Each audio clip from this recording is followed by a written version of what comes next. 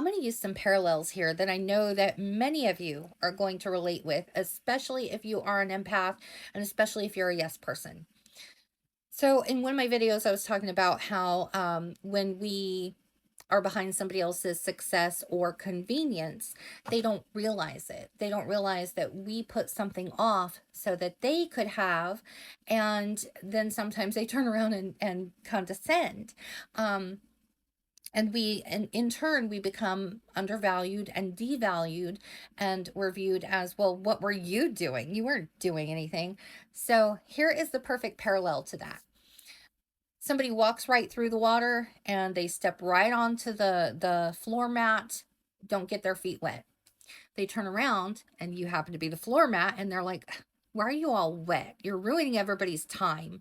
What are you doing over there? You're not even doing anything except making a mess, a muddy mess.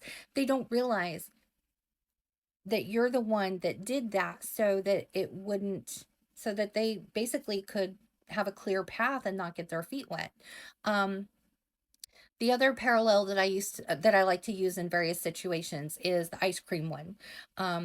When It's like when everybody's standing around having an ice cream cone and somebody drops theirs and you happen to have the same flavor as them, and somebody comes along and says, you barely ate any of yours. How about you give yours to them? That would be a nice thing to do.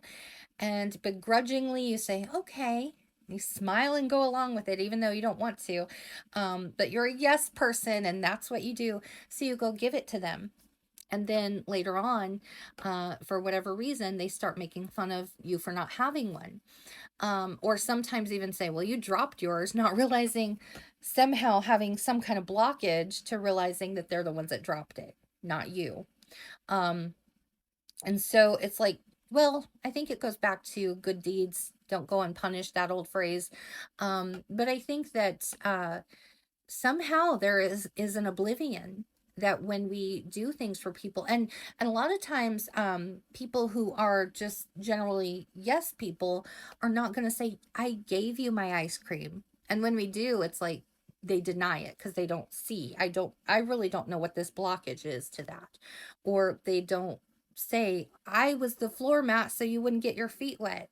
And so, a lot of times it is a very devaluing kind of feeling, to be a keystone to where other people benefit from it.